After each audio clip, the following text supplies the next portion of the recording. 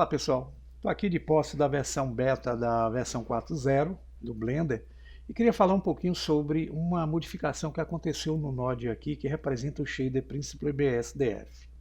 Então vamos lá. Inicialmente eu vou adicionar na área uma mesh do tipo Monkey. Está aqui a nossa macaquinha Suzane. Tá? Eu vou utilizar aqui o atalho Ctrl 4. Eu consigo fazer uma divisão de superfície. Vocês podem notar que eu joguei o modificador aqui. Vou aumentar o render também. E é com esse efeito que nós vamos trabalhar aqui o Node. Então o que é que eu vou fazer? Volte a esse painel de baixo, mudá-lo para Shader Editor. Vou fechar essa barra usando a tecla N. Eu vou alternar esse painel de visão aqui, que é Viewport, para um modo chamado Material Preview. Aqui a gente tem uma virtualização do modo de renderização, sem os sombreamentos e a iluminação, tá pessoal? E para a gente colocar um material no objeto, nós selecionamos a macaquinha. Podemos vir aqui ó, na barra da direita, clicar em Material e clicar em New. Mas eu também aqui na Shader Editor posso também clicar aqui no New também. Então tanto faz eu clicar aqui como aqui, eu vou jogar o material. Quando eu clico, ele já adiciona para mim um node, que é o Principled BSDF. Esse mesmo node vai estar sendo representado nessa barra direita no painel Material.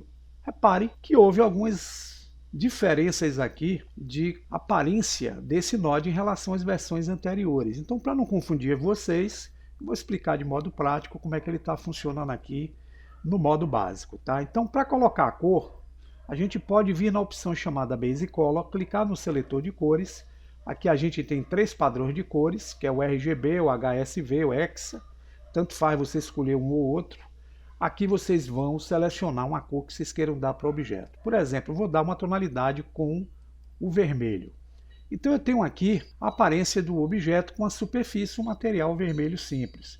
Poxa, Luciano, mas como é que eu faço aqui para dar o brilho nesse Node na versão 4.0? É igual ao anterior, vocês vão procurar ó, a opção chamada Roughness, que é a rugosidade. Quanto menor o valor eu colocar em Roughness, mais brilho eu vou dar para a superfície. É como se ela estivesse sendo polida. Quanto maior, mais rugosidade eu vou dar para a superfície. Eu torno o material mais difuso. Então eu posso, ó, para a esquerda ou para a direita, alterar esses parâmetros para dar brilho ou não no objeto. Gostaria de dar no objeto uma aparência metálica. Então eu aumento esse metallic aqui, ó. Ele vai trazer para mim um material metálico fosco. Ah, mas eu quero um material metálico brilhante. Então vocês diminuem o roughness, vocês vão ter ó, o metálico brilhante aqui, como se fosse uma pintura de automóvel mais ou menos, né? Vocês vão ver que nessa versão, essas bordinhas aqui vão ter um comportamento que é baseado numa informação que se chama a especularidade. O que é a especularidade? É como uma luz externa vai agir sobre a superfície, fazendo com que haja reflexão da sua iluminação nessa superfície. Onde é que eu altero isso? Eu venho aqui no Specular, tá vendo? Eu vou aproximar só para que vocês entendam. Eu posso controlar esse nível aqui, ó, aumentando ou diminuindo para dar mais intensidade no efeito. Mas aqui eu tenho ó, como selecionar a cor dessa especularidade. Clicando, eu tenho como colocar uma tonalidade esverdeada, azulada, azul mais claro, vermelho. Então aqui vocês controlam, pessoal, e conseguem nessas bordinhas aqui um efeito interessante com a especularidade. Eu vou deixar aqui no tom branco, tá? O anisotrópico que aparece aqui embaixo é um efeito que vocês vão utilizar quando estiverem utilizando materiais que simulem aqueles alumínios de panela. E aqui vocês podem alterar esses parâmetros para fazer com que haja uma diferença do anisotrópico sobre a superfície do material aluminizado. Vai dar aquele aspecto de material polido, né? Como se fosse uma panela. Vamos então suspender esse Node. Eu vou fechar essa guia aqui, Specular. E aqui nós temos a opção de simular também o efeito de vitrificação na superfície. Então o que é que eu vou fazer? Eu vou zerar aqui o Metallic e vou deixar o Roughness aqui quase que pela metade. Temos aqui o material padrão. Clicando no Transmission E aumentando esse peso aqui, eu tenho como criar o efeito de forma prática. E vocês vão ver que eu tenho um efeito aqui, ó, como se fosse um aspecto de vidro fosco, jateado, como podemos chamar. Então, como é que eu faço isso se tornar brilhante? Controlando o roughness cá em cima. Ó. Se eu diminuir, eu dou o efeito brilhante para o objeto. Ah, Luciano, eu queria uma outra cor. Não tem importância. Vocês vêm aqui no Base Color, altera para uma cor e vocês vão ter aí, ó, uma superfície como se fosse um material vitrificado. Se eu quiser tirar o efeito, eu posso dar mais rugosidade e eu crio aqui, ó, um efeito de vidro fosco jateado.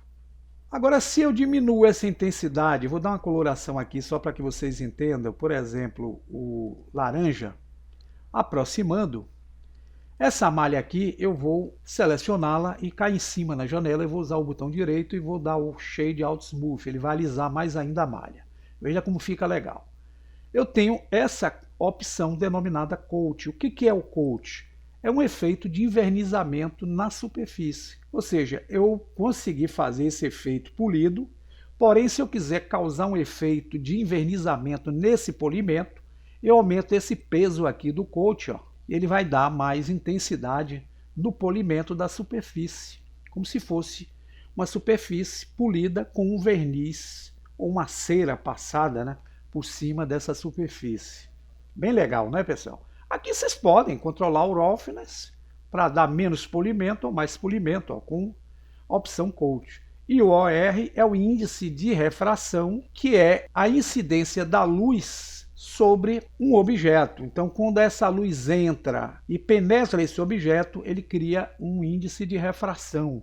Então aqui vocês podem aumentar ou diminuir esse índice para dar mais intensidade ou não. Ó. Aí vocês causam um efeito de polimento melhor aqui da interferência da luz sobre a superfície. Aqui eu tenho o efeito sheen. Para que é esse efeito?